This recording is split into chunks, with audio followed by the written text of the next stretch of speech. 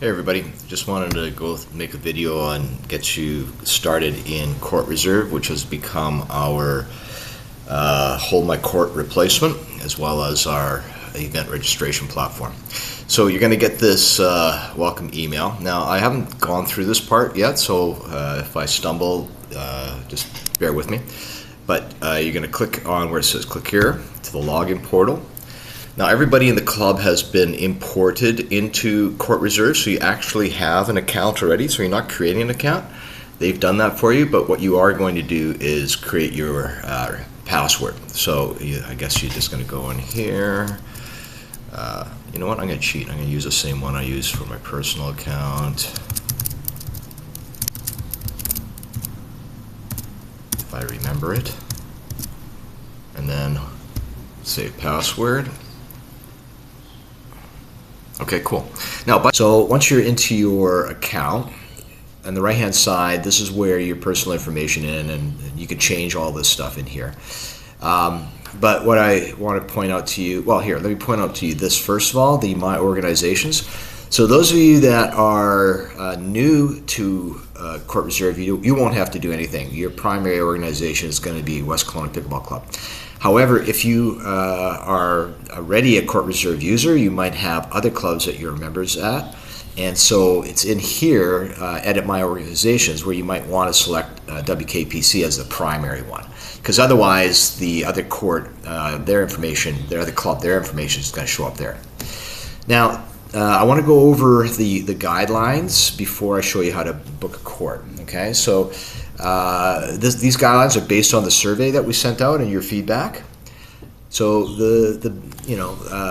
people wanted to limit people to 3 reservations, and so to start off with, we're going to give you 5, but that's only because we're not running organized play yet. And so we have lots of courts, or more courts available. But come the end of April, when we launch organized play, then you're going to only be able to have 3 bookings at any one time. You can book up to 7 days in advance, and that refreshes at 5 p.m. So that's no different than Hold My Court. Okay. Now, in other words, if it's before, let's say it's 4 o'clock on Monday, you will only see up until Sunday, the upcoming Sunday, but then at 5 o'clock you'll be able to see Monday, and then it's game on. Now you have to, like Hold My Court didn't allow you, or really there's no way of tracking, but here in CourtReserve you can track, and so you must add the members you're going to play with.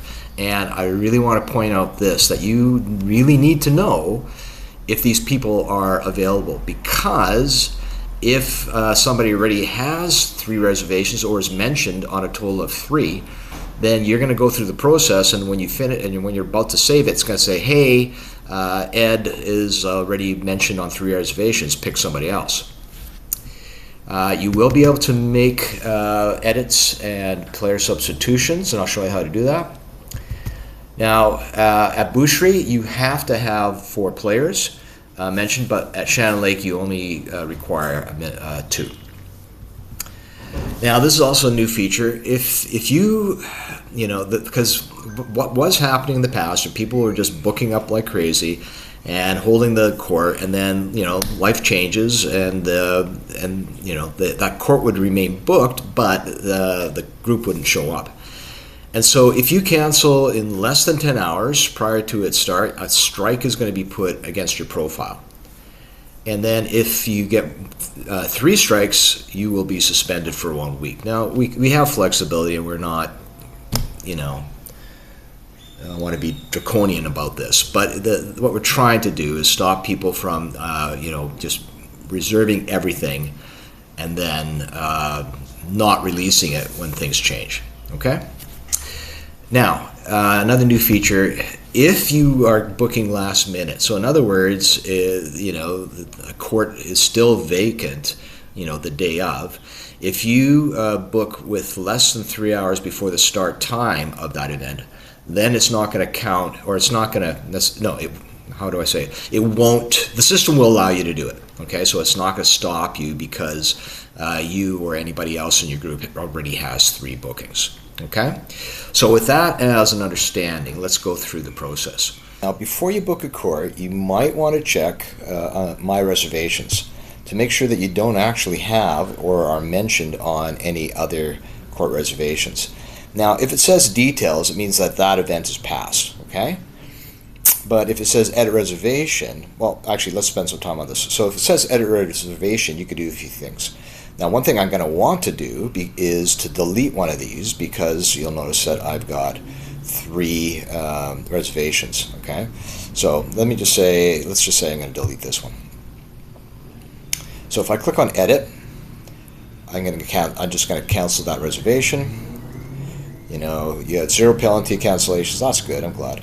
And now I'm going to click on cancel reservation. So that penalty reservation, that talks about the, you know, you canceled late 3 times. Okay. So now it's been canceled.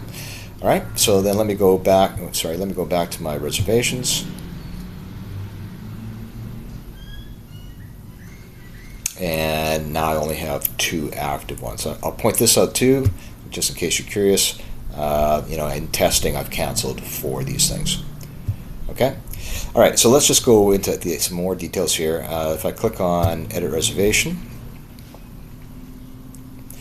I could edit the reservation if on Friday there were courts. Like I could edit the date, the time, and stuff like that, but only if there are courts available for the new date and new time that I want to pick. Okay? Sub just means that you can swap a player out. Okay, so let's say I want to swap, test 4 out, and then this is where I might have to search because all my test ones are done. I'm going to search for Larry. Click on Larry Dow, and then click on Save. Are you sure you want to sub in Larry? Yes, I do. Okay. Now Larry would also get a reservation, a notice, and this would count against that, but you know, that's the way it would work. Okay, so anyways, I'm just gonna, since this is a test and I don't want it to count against, thank you. Yeah, you can actually give a cancellation reason if you care for it. To be honest, we don't really care as long as it's, you know, outside of that 10-hour minimum window. So I'm just going to cancel that. Okay, so let's go back to the beginning here. So now that I know that I have space, I'm going to go ahead and click on Mount Boucherie. And for today, you'll notice that everything's grayed out, right? Except for the evening times. Well, I don't want an evening time, so then I'm going to go to the next day. And I'm going to pick the, you know, whatever, Court 5 at 7 o'clock. Okay, so it fills all the stuff in. Now, this whole primetime thing, that just sort of is a way of reminding you that, hey, you have to have 4 people, okay? So if I go search for test, so I'm going to go with test user number 2, and let me just show you that if I try to save this, it says, hey, you know, you need at least 2 more people, okay? So I'm going to use my other test accounts, test 3 and test 4. Okay, and then I can click on save. And then once again, if you want to, now you'll get an email confirmation, and you will get an email one day before the event, just so that you don't end up not showing up. Okay, and then once again, if you want to check that it actually show up there, you can go that way, and and there it is. Okay. So that's really about it. Now, as far as events and stuff like that, we will give another sort of video walkthrough on how to deal with that. So just a couple more things while I think about it. So if, let me just get there. Come on. Okay, so you'll notice down here at 11:30, there's this waitlist button. Okay, and that's because I've created reservations for general public. Like we are not allowed to book after 1:30. So don't be confused by that. But the reason I'm pointing it out is, let's just say the 8:30 time was booked all the way through. So everything here is booked. Well, what would happen is one of these blue join waitlist buttons would appear here, and then you would just click on it and add your details. Now, the nice thing about that is if someone were to, let's say, release this court, everybody on that wait list would get an email, which is not all that convenient or efficient. But if you've downloaded the app, you would then, as soon as this thing becomes available, your phone would buzz and you get a notification, and then it's going to be first come, first serve. Okay, so pretty important, I would think, if you at all technologically comfortable, is download the app, and so at least you can get notified when something happens. Now, this is the same when it comes to an event, right? Like if Ladies' Day is all booked up and you're on the wait list, and then somebody cancels, then everybody on that wait list is going to get the notification, and then it's first come, first serve. Okay, one more thing that I forgot to mention, so I'm just going to slide it into this video here, is let me just show you that, here, let me go to today. So once again, you're only going to be able to see 7 days in advance. So if it's Thursday, I should only be able to see up to Wednesday. So I'm just going to keep on clicking until I get there. Wednesday, and I'm going to click again, and nothing's happening here, right? So let's say that you're trying, like it's Thursday, and it's almost 5 o'clock. So what'll happen is up here there'll be a message that says something like you can't book court on Thursday, April 16th for another blank amount of time. And then once we get really close, I don't know when it starts, but doesn't matter. When it gets really close, there'll be an actual countdown, right? 5, 4, 3, 2, 1, and then this refreshes here, and there'll be a link, an actual link to click, and then you would click on that link, and it would take you to the 7th or a week from today, and then everything would be live and available for you to click on and reserve. Okay. So hopefully that is an overview. I'm sure there's going to be questions. I'm sure there's going to be issues, and we will make available some resources so that you can hopefully figure things out on your own, because I really don't want to be tech support. But anyways, hopefully that it gives you enough information, and the system works well for everybody. Thanks, everybody.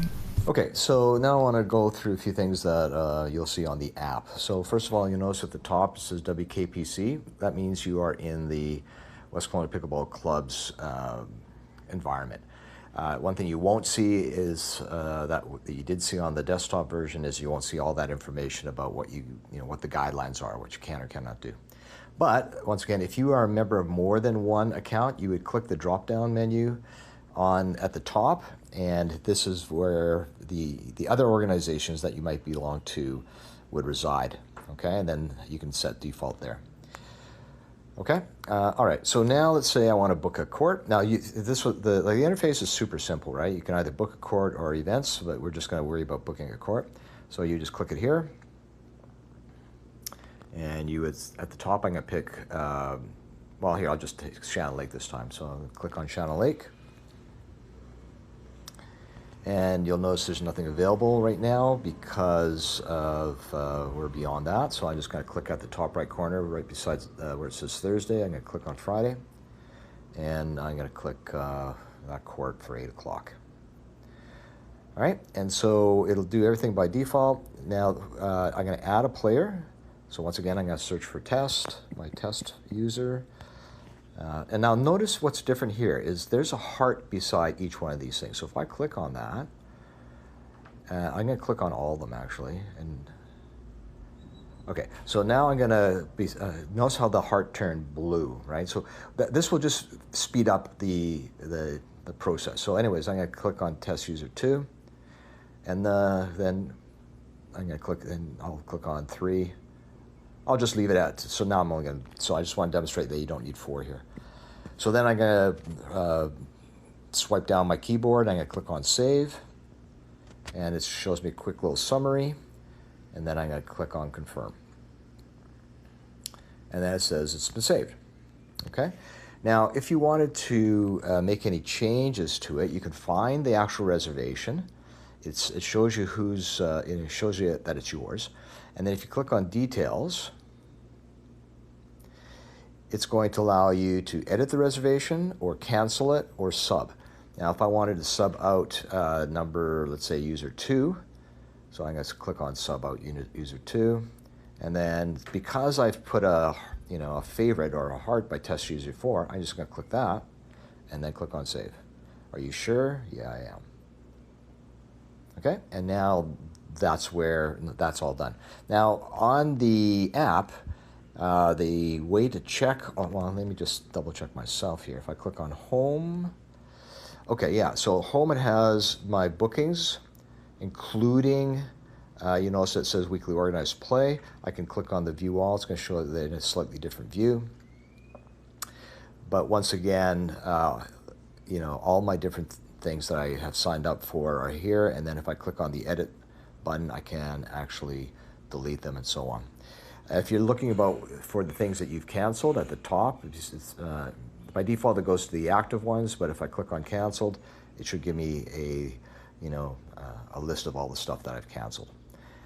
And I think that's about all you really need to know actually here, let's go to more. So similar to the desktop app, this is where you can change your organizations, for example, or change your personal information, perhaps, the stuff that you're gonna want to have done. I think that's about all we need to know. Okay, thank you.